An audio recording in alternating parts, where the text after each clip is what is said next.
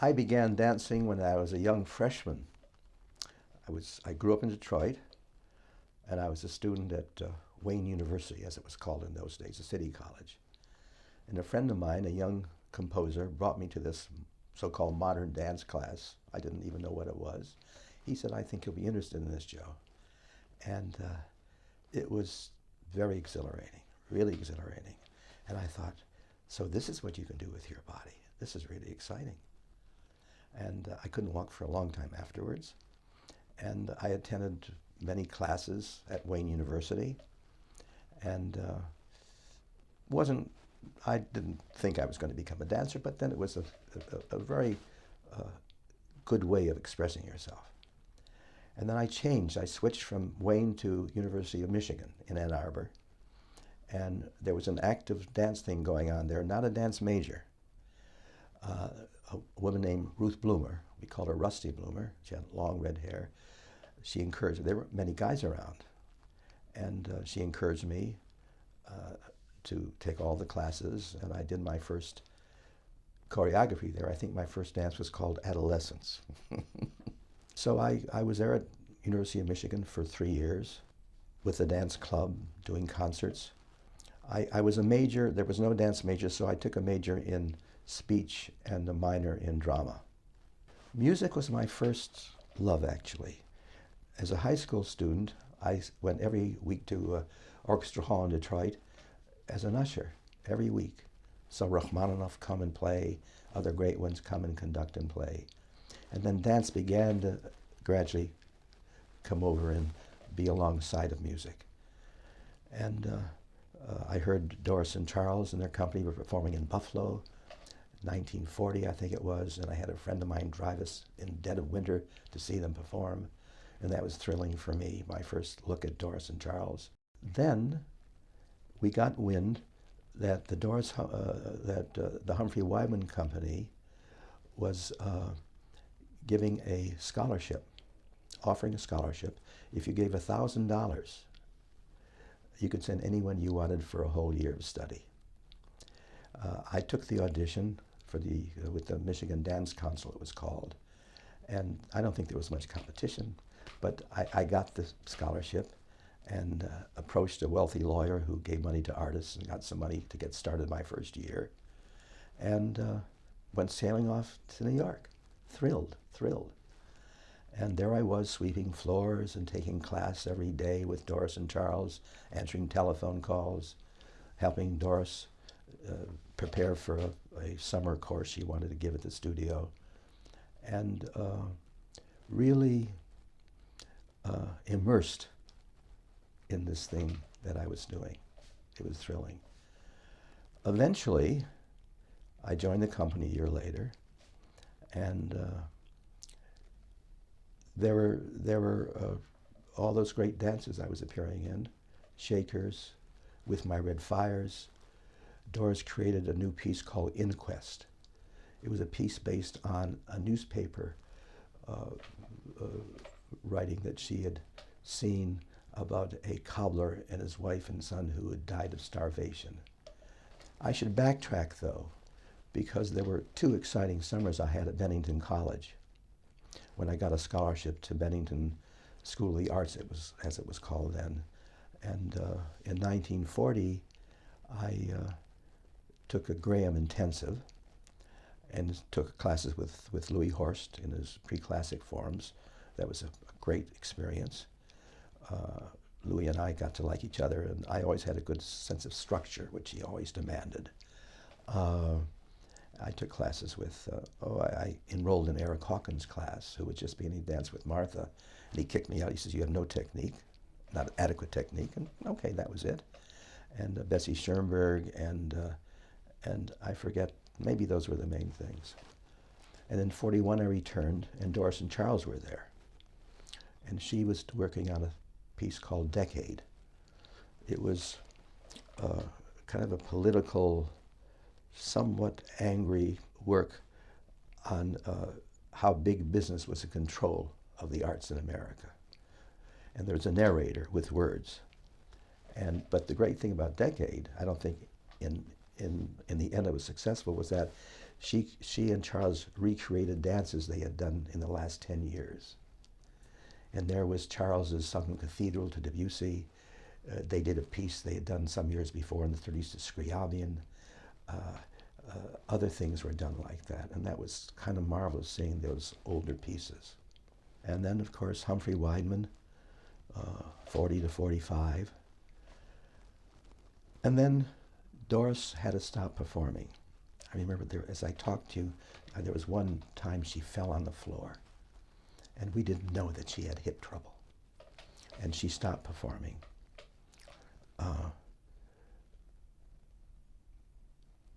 As I go back to those years, I think of the enormous influence Doris had on my life, even to this day. It's amazing to me. And I ask why? Why was this creative force, why has she had such an influence on me? As I think about her, I feel tender and very moving about her greatness. And as I think about her, I think about her nobility, the sense that dance and art was not about her. It was always about the work, always about the creative force that she was involved in. As I was performing with the Humphrey Wyman Company, I realized I needed some money. And I heard that Helen Tamiris, who was well known then in modern dance, was choreographing a show called Stovepipe Hat. And I went to the auditions, and I was chosen to go in, and that was kind of exciting. What was not exciting was that we rehearsed 6 weeks, went 3 weeks on the road, and kaplooey. Never got to Broadway. All right, next year, Helen did another piece called Marianne. Kind of a fiasco, maybe, dull piece. Again, repetition. 6 weeks rehearsal, 3 weeks on the road, no Broadway. And then I jumped into Up in Central Park. It was a kind of an operetta type thing with lots of dancing that Tamiris had choreographed. It was a big hit. And I was in it for a whole year. Daniel Negrin, her husband-to-be, had a bit of a main part, not too much, and he left that to go into Annie Get Your Gun, and which had become a big hit, and I took over his little part, and I was in the show for a whole year. We went to Chicago for 3 months, and then when the show went to LA, I left it. And that's when I began to assist Doris and begin my own kind of choreographic life. During Stovepipe Hat, that musical that never got to Broadway, the first musical with Helen Tamiris, there was a nice, significant moment that happened. Maybe more than nice. It was a pretty strong moment. I saw this lovely, shy girl reading a book. She was always reading books in the corner. Looked like she was hiding, and I said, hi. It may have been the first rehearsal that we were in. And I'm Joe. Hi, I'm Mary, whatever. And we began to talk. And that began a really nice relationship, a very fertile relationship. We were together for a couple of years. I created my first works with her. We made our debut together in 1947. And it was a significant relationship, really. I would also like to say at the same time, I was teaching throughout, not while I was in musicals, but I was teaching throughout the 40s. And that was an important thing, as we teachers know. You learn more about your craft as you have to teach others. It's a very important, significant thing to happen. And I started teaching in about 1942 for the new dance group. One thing I should mention back there was I was in Sophie Maslow's Folksay. It was a very big work in many ways. It just resonated. We did concerts for Russian war relief at the time during the war, and it was a really happy time being in that piece. I didn't continue with Sophie because I was involved with Humphrey Wyman, although I taught all those years for many years for the new dance group. In 1947, when I was assisting Doris in her composition class at the 92nd CY in New York, I went to the Museum of Modern Art and got shocked, got blissed out, became in awe of this painting I saw called Guernica. It was in a room by itself. Guernica was a town in Spain bombed by the Spanish fascists. And Picasso had painted this angry work of art based on what had happened to this little town of Guernica. I sat there for a long time and I took it in. I saw the upraised heads and this sense of shrieks and cries and pain. A mother with her little child and the head hanging over her arm. The big bull there on the side, probably the fascists. And the next week, I heard this wonderful flamenco music. And I don't quite remember too much of how it happened, but I put the two together. I showed it to Doris, who was very parsimonious in her praise of dances. It was only a 3-minute piece. And she says, it's beautiful. It's too short. Do more stuff.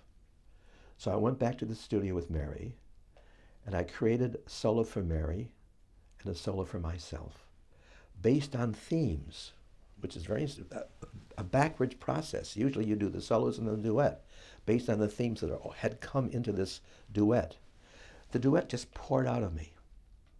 It just came out like that, and Mary was there, lovely Mary, and just we were like that as the work came out. And then I showed the work to Doris, and she says, yeah, that's beautiful. So the bassoon came out at that time, and I remember Doris put it on the end of the year program. And I don't think I'm misremembering. I think we got 14 curtain calls. Is that possible? The curtain went up and down, up and down. It's got a boffo ending, of course. It has a terrific ending. And although the ending came from what was going on before, it wasn't a superficial ending. And that inspired Mary and me to go on to do other performances. We did a few performances out of town, but not too much. And we were together for 2 years, Mary and I. In the early 50s, Mary was hired by CBS to do dance programs for something called Look Up and Live. And we did a program called Sam Jones. It was a charming, charming half hour of a man who had chastised his son at the breakfast table for lying or fibbing, and he went on to fib through the rest of the day. It was a moral tale, you know. It didn't have much depth, but it was charming, and I knew that this was quite a fine piece. And so I bought the film from CBS. And then a very good thing happened in 1955. I established my own company. Mary went on to do her own thing with her own company, and I established my own company called the Joseph Gifford Dance Theater. And I began to create new works. I started going to the Orient, Indonesia, Bali. I had 2 sabbaticals in Japan over the years following, and I became interested in mask work. And I did a work in a commedia dell'arte with masks with my company. I did a comedic work based on the short story of James Thurber's The Private Life of Walter Mitty, which Danny Kaye did for a movie. And that was, I think, kind of a charming piece. I did a work based on the Four Seasons, not to the Vivaldi music, but had music written. And so things poured out in those years of the 50s. I was invited to teach at most of the colleges of PE in England. And I discovered something called Laban technique, effort shape. And I began to give lectures on modern dance in America in these colleges. I was invited to teach at an international dance course in Cologne, Germany, in Bern, Switzerland. I went up to Helsinki, Finland, to teach another course for a dance group for 10 days. It was a heady time for me. It was really thrilling. And I was doing my thing, teaching dance and talking about dance. And I saw improvisation for the first time in England. That was very important for me. I should tell you that another signal event that occurred was a phone call from Boston University for the drama school, School of Theater. And they asked if I would be interested in coming to Boston to start a program in movement training for the actor. This was 1960. And in those times, it was the method that was paramount. You know, the voice and the body, Stanislavski, and not real training vocally or physically. I think there were 2 guys that I knew about, one in Texas and one in Minneapolis, that were doing movement training for the actor at the time. So I came part-time. I would travel back and forth between New York and Boston, and was interested in what I was able to start. And then in '61, I thought, okay, let's try it. I was having a difficult time keeping my company together. It was difficult, you know, part-time, I was lucky enough, Jean Erdman, uh, that wonderful dancer from Graham days and her own days with her husband Joseph Campbell, uh, had a good agent. And I got her agent, and we did some touring for several years, for about 3 weeks a year. And I was proud I could pay my companies a decent salary and take them around and fly them around and so forth. But it was hard eventually, in the late 50s, to keep this company going. So I thought, let's give this a thought. Let's give this a chance, rather. BU and movement and actors. And my dance life kept going. There was a group called the Dance Circle in Boston. And I taught for them every week. I used our space at BU. And for a couple of years, I taught Humphrey Wyman technique to this interesting, wonderful group of dancers for a couple of years. And the work grew on me. I began to teach singers eventually there. I began to direct a little bit of opera and do dances and movement for plays there. And that thing grew and grew and grew and grew. And I finally gave up my apartment in 1965 in New York. It was hard cutting the umbilical cord because New York is New York, you know.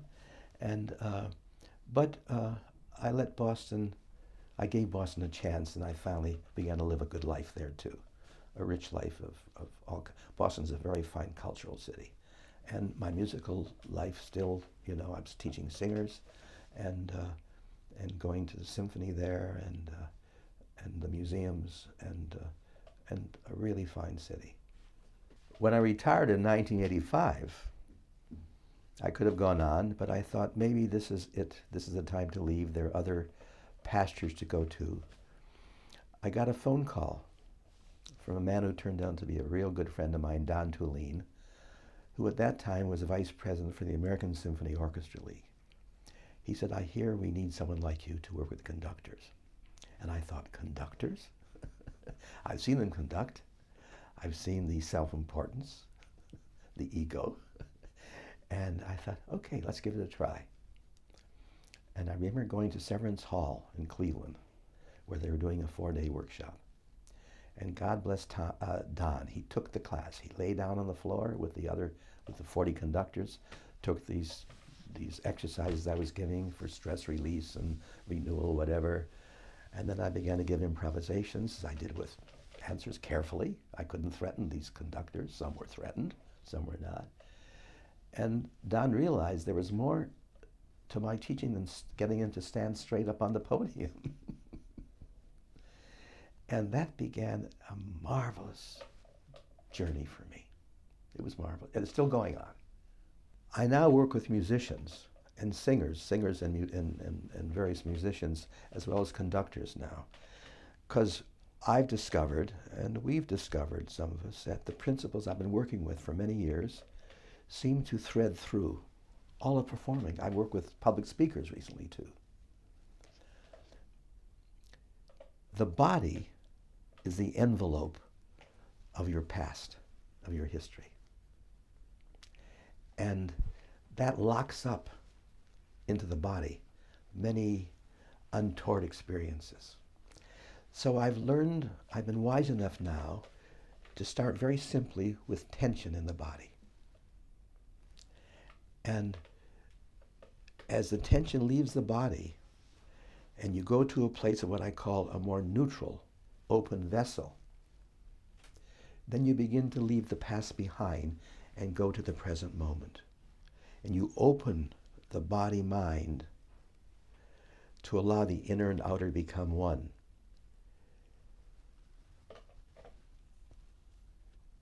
If you were to ask me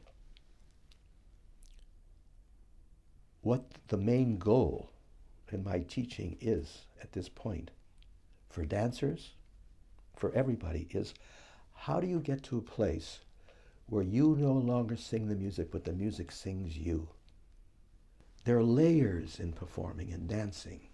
There are layers which have to be reached to finally get to a place where the performer becomes free. And I don't mean free to do anything you want. I mean free enough to be discriminating and choosing not from a place of ego, from knowing how everything in the world is connected. And you see everything as one. You see everything as oneness in its beautiful, beautiful, radiant aspect. And so that's fed my work through the years. It's very moving to me. You can feel it now.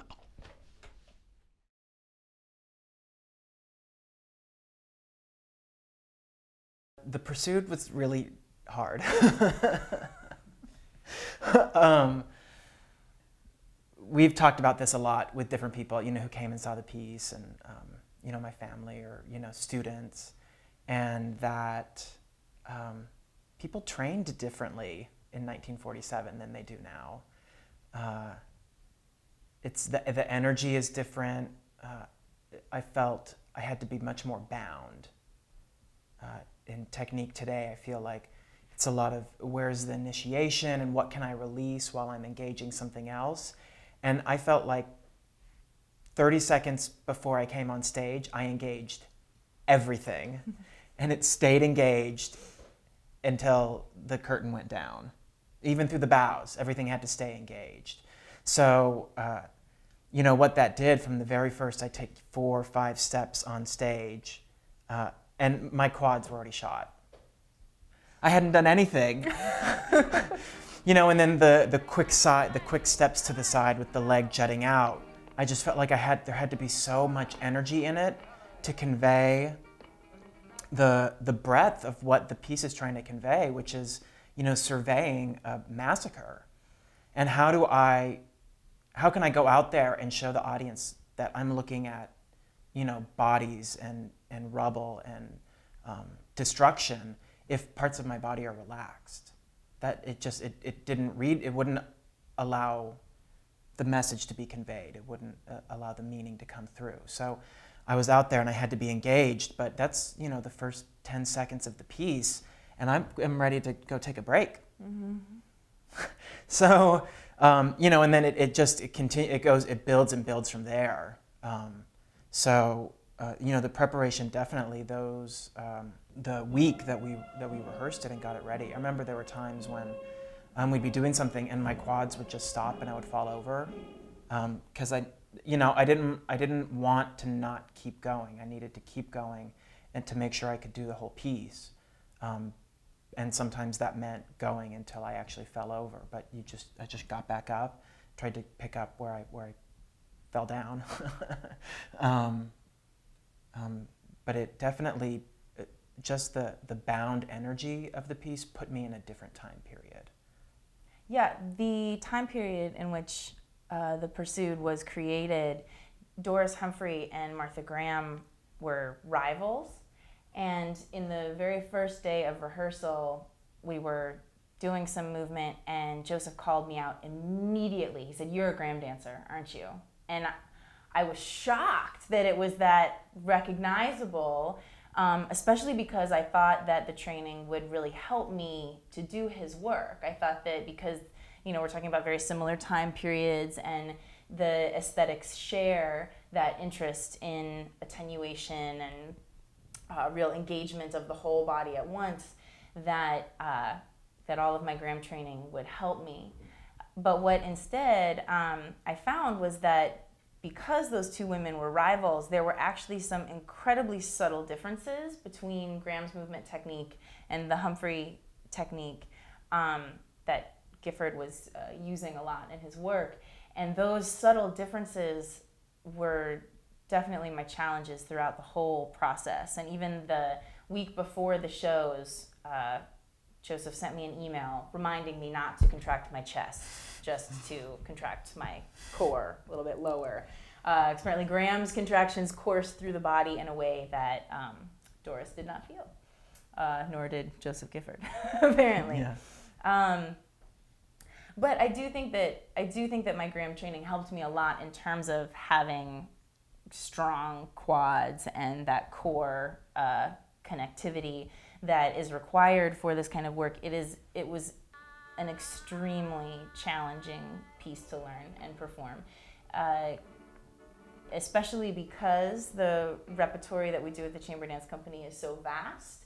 I had to really switch from one kind of muscular use to another kind of muscular use in, no time, which is a gift of getting to work with the Chamber Dance Company, but it's also an extreme challenge. And jumping into this piece, we would sort of, we kind of gave each other a hug backstage, and it was like we were giving each other a hug as each other, and then as we let go, we would just pull everything together and be ready for this whole other place.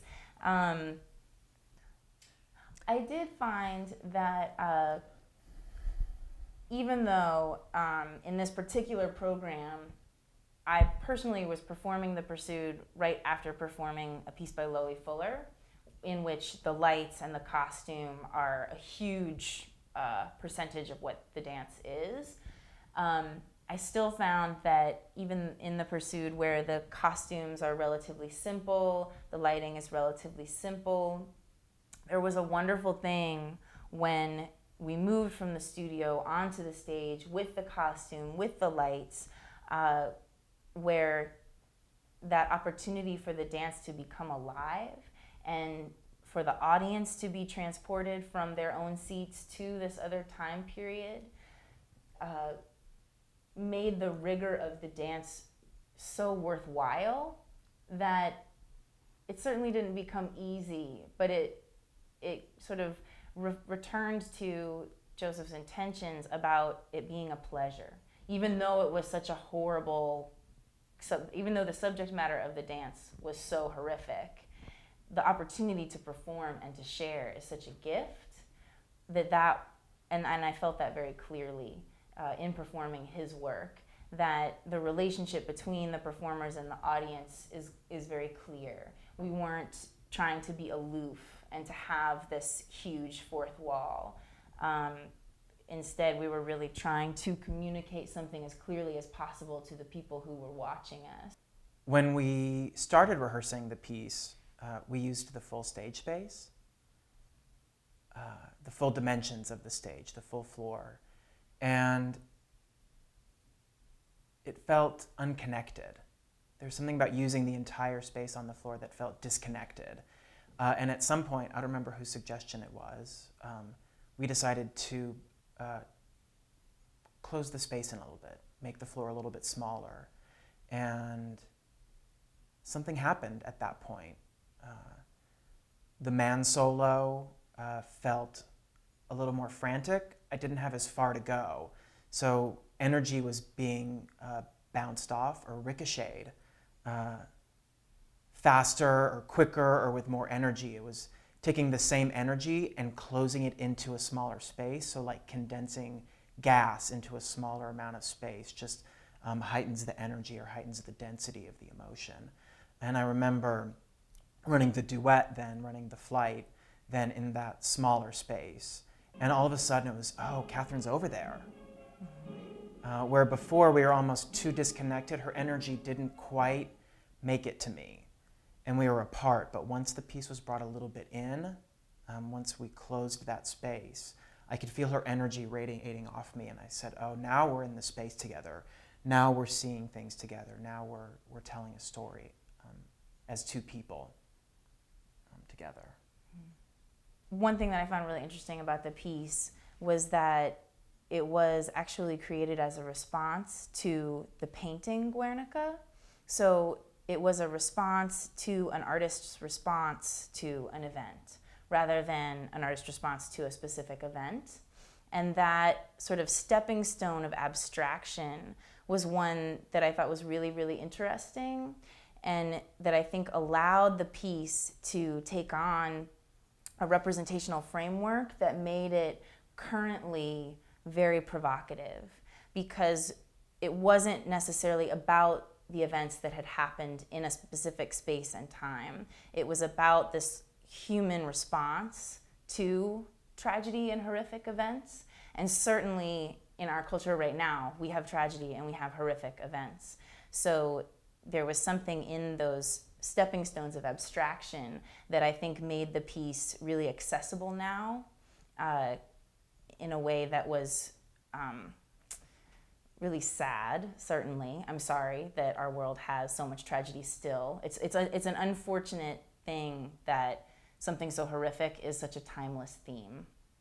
But I do think that it is one of the greatest gifts of art that it can abstract things that are universal and point out what connects human beings through time. And it was great to be in that sort of lineage in responding to these events and to these tragedies.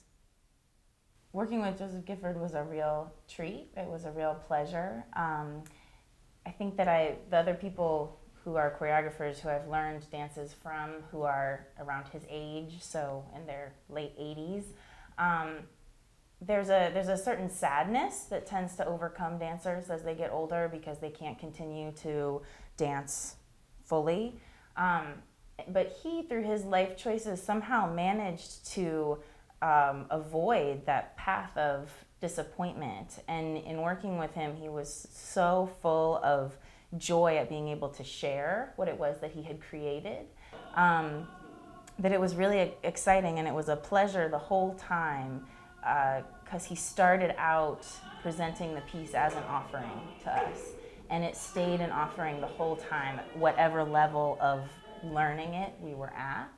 And even though we made plenty of mistakes and were confused a lot of the time, it stayed this fun thing. I remember him interrupting rehearsal several times just to make sure that we were all having fun. You know, just to say, isn't this fun? Isn't this great? You know, and that attitude, I think, came from, you know, his own life and his own choices to study meditation and to travel around the world and to look at music and teaching and how they offered to the world in similar and different ways from dance.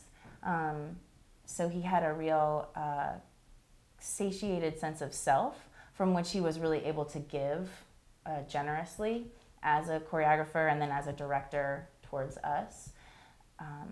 So that was a real pleasure. One thing I think is interesting is that he left the world of dance and moved into the world of training conductors to be better conductors, which still has a lot to do with movement. But I think speaks very much to the benefit of venturing outside of your own world, spending time working with other artists, learning how to move inside their bodies, learning their needs, and then what that allows him to bring back to us.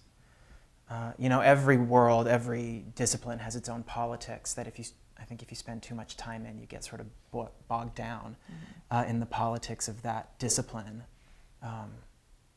So it's a real lesson to get outside of that and share your knowledge and learn from what other people have.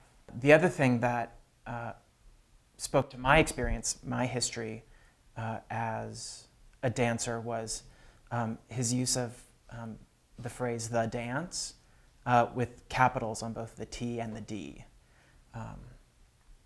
I find people who capitalize the T and the D in "the dance" tend to see it as a transcendent human experience, and that the choreography, the staging, the lights, the emotions are all reaching towards something beyond what we are every day.